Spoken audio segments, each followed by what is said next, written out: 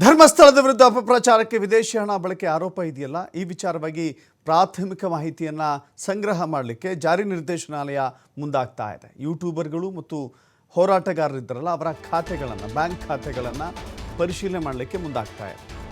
ವಿದೇಶಿ ಹಣ ಬಂದಿದೆ, ಆ ಕಾರಣದಿಂದಾಗಿ ಒಂದು ಧರ್ಮಕ್ಷೇತ್ರದ ಅಪಪ್ರಚಾರ ಆಗ್ತಾ ಇದೆ. ಅಪಪ್ರಚಾರಕ್ಕಾಗಿ ಬೇರೆ ಬೇರೆ ದೇಶಗಳಿಂದ ಹಣವನ್ನು ಪಡೆದುಕೊಳ್ಳಲಾಗ್ತಾ ಇದೆ ಅಂತ ಹೇಳಿ ಒಂದು ಆರೋಪ ಇತ್ತು. ಅದನ್ನು ಸಾಮಾಜಿಕ ಮಾಧ್ಯಮಗಳಲ್ಲಂತೂ, ಸಾಮಾಜಿಕ ಜಾಲತಾಣಗಳಲ್ಲಂತೂ ಸಾಕಷ್ಟು ರೀತಿಯಲ್ಲಿ ಅದನ್ನು ಪೋಟ್ರೆ ಮಾಡ್ತಾ ಹೋಗ್ತಾ ಇದ್ರು. ಪೇಮೆಂಟ್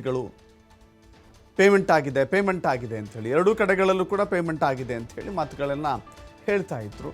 ನಿಜಕ್ಕೂ ಕೂಡ ಯೂಟ್ಯೂಬರ್ಗಳಿಗೆ ಜೊತೆಗೆ ಸೋಷಿಯಲ್ ಮೀಡಿಯಾ ಇನ್ಫ್ಲುಯೆನ್ಸರ್ಗಳೇನಿದ್ದಾರೆ ಅವರ ಅಕೌಂಟ್ಗಳಿಗೆ ಯಾವುದಾದ್ರೂ ಹಣ ಬಂದಿದೆಯಾ? ಆ ಹಣ ಬಂದಿದ್ದರೆ ಅದನ್ನು ಪರಿಶೀಲನೆ ಮಾಡಬೇಕಲ್ಲ. ಅದು ಕೂಡ ಹೇಳಿ ಕೇಳಿ ವಿದೇಶದಿಂದ ಬಂದಿದೆ ಅಂತ ಹೇಳಿ ಆರೋಪ ಇದೆ. ಸೊ ಹೀಗಾಗಿ ಇಡಿ ಈಗ ಎಂಟರ್ ಆಗ್ತಾ ಇದೆ. ವಿದೇಶಿ ಫಂಡಿಂಗ್ ಬಂದಿದೆ ಅಂತ ಹೇಳಿ BJP ನೇರವಾಗಿ ಆರೋಪ ಮಾಡಿತ್ತು. ಹೀಗಾಗಿ ಜಾರಿ ನಿರ್ದೇಶನಾಲಯ ಎಂಟ್ರಿ ಆಗ್ತಾ ಇದೆ. ಯೂಟ್ಯೂಬರ್ಗಳು ಕೆಲವಷ್ಟು ಪಟ್ಟಿನೇ ಇದೆ, ನಿಮ್ಗೆ ಗೊತ್ತಿದೆ ಯಾವ್ಯಾವ ಯೂಟ್ಯೂಬರ್ಗಳಿದ್ದಾರೆ ಅಂತ ಹೇಳಿ. ಆ ಯೂಟ್ಯೂಬರ್ಗಳ ಪಟ್ಟಿಯನ್ನು ತೆಗೆದುಕೊಂಡು ಅವರ ಬ್ಯಾಂಕ್ ಖಾತೆಗಳನ್ನು, ಅವರ ಡೀಟೇಲ್ಸನ್ನು ಚೆಕ್ ಮಾಡಬೇಕಾಗತ್ತೆ. ಜೊತೆಗೆ ಹೋರಾಟಗಾರರ ವಿಷಯದಲ್ಲೂ ಕೂಡ ಬಹಳ ದೊಡ್ಡ ಮಟ್ಟದಲ್ಲಿ ಮಾತುಗಳಿದ್ದಾವೆ. ಪರ ಮತ್ತು ವಿರೋಧ ಎರಡು ಕಡೆಗಳಲ್ಲೇ ಹೋರಾಟ ಮಾಡ್ತಾ ಇರುವಂಥವರು ಕೂಡ ಅನೇಕ ರೀತಿಯ ಆರೋಪಗಳನ್ನು ಎದುರಿಸ್ತಾ ಇದ್ದಾರೆ. ಒಟ್ಟು 5 ವರ್ಷಗಳಿಂದಲೂ ಕೂಡ ಅವರ ಅಕೌಂಟನ್ನು ಚೆಕ್ ಮಾಡಲಾಗುತ್ತೆ. 5 ವರ್ಷಗಳಲ್ಲಿ ಎಷ್ಟು ಹಣ ಅವರ ಅಕೌಂಟಿಗೆ ಜಮಾ ಆಗಿದೆ, ಎಷ್ಟು ಹಣ ಆ ಅಕೌಂಟಿಂದ ಬಳಕೆ ಆಗಿದೆ, ಕಳಿಸಿರುವಂಥ ಅಕೌಂಟ್ ನಂಬರ್ ಯಾರದ್ದು, ಯಾವ ದೇಶದಿಂದ ಬಂದಿದೆ, ಯಾವ ಉದ್ದೇಶಕ್ಕೆ ಕಳಿಸಿದ್ದಾರೆ.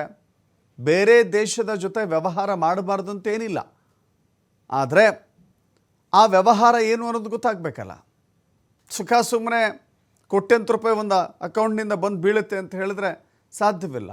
ಜೊತೆಗೆ ಒಂದು ಸಾಮಾನ್ಯ ಜ್ಞಾನ, ಸಾಮಾನ್ಯ ಮಾಹಿತಿ ಅಂತಂದರೆ, ಒಂದು ವರ್ಷಕ್ಕೆ ಒಬ್ಬ ವ್ಯಕ್ತಿ ಒಂದು ಅಕೌಂಟಿಗೆ ಹಣವನ್ನು ಪಡೆದುಕೊಳ್ತಾನಲ್ಲ, ಆ ಹಣವನ್ನು ಅನುಮಾನ ಕಂಡು ಬಂದರೆ ತಕ್ಷಣವೇ ಇನ್ಕಮ್ ಟ್ಯಾಕ್ಸ್ ಡಿಪಾರ್ಟ್ಮೆಂಟಲ್ಲಿ ಕ್ವಶನ್ಗಳನ್ನು ಕೇಳುತ್ತೆ, ಅವರನ್ನು ವಿಚಾರಿಸುತ್ತೆ. ಬಟ್ ಇಷ್ಟೊಂದು ದೊಡ್ಡ ಪ್ರಮಾಣದಲ್ಲಿ ವ್ಯವಹಾರ ನಡೆದಿದೆ ಅಥವಾ ಹಣದ ಟ್ರಾನ್ಸಾಕ್ಷನ್ ನಡೆದಿದೆ ಅಂತ ಹೇಳಿದ್ರೆ ಇಲ್ಲಿವರೆಗೂ ನೋಡ್ಕೊಂಡು ಸುಮ್ಮನೆ ಕೂತ್ಕೊಳ್ಳೋಕೆ ಸಾಧ್ಯನಾ? ಇದೆಲ್ಲವೂ ಕೂಡ ಸತ್ಯನಾ? ಗೊತ್ತಿಲ್ಲ. ಪ್ರಾಥಮಿಕ ತನಿಖೆಯಲ್ಲಿ ಸಾಕ್ಷ್ಯಗಳು ಸಿಕ್ಕರೆ ಕೇಸ್ ದಾಖಲೆ ಆಗುತ್ತೆ, ದಾಖಲೆ ಸಿಕ್ಕರೆ ದೂರು ದಾಖಲಿಸಿಕೊಂಡು ನೋಟಿಸ್ ಕೊಡುತ್ತೆ, ಆಮೇಲೆ ತನಿಖೆಯನ್ನು ಮುಂದುವರಿಸುತ್ತೆ, ಯಾವ ಕಾರಣಕ್ಕೆ ಏನು ಎತ್ತ ಅಂತ ಹೇಳಿ. ಅದಾದ ನಂತರದಲ್ಲಿ ಎಲ್ಲವೂ ಕೂಡ ಬಯಲಾಗಬೇಕಾಗಿದೆ. ಒಂದು ಕಡೆ SIT ತನಿಖೆ ನಡೀತಾ ಇದೆ. ಹಣದ ವಹಿವಾಟಿದ್ದರೆ, ಅದು ಕೂಡ 2 ಕೋಟಿಗೂ ಮೀರಿದರೆ ಇಡಿ ಸ್ವಾಭಾವಿಕವಾಗಿ ಆ ಪ್ರಕರಣದಲ್ಲಿ ಎಂಟ್ರಿ ಆಗುತ್ತೆ. ಮೋಸ್ಟ್ಲಿ ಈ ಪ್ರಕರಣದಲ್ಲೂ ಕೂಡ ಅದೇ ರೀತಿ ಎಂಟ್ರಿ ಆಗುವಂಥ ಸಾಧ್ಯತೆಗಳು ಕಾಣಿಸ್ತಾ ಇದ್ದಾವೆ, ಇನ್ ಕೇಸ್ ಅಕೌಂಟ್ನಲ್ಲಿ ಆ ಹಣ ಪತ್ತೆಯಾದರೆ.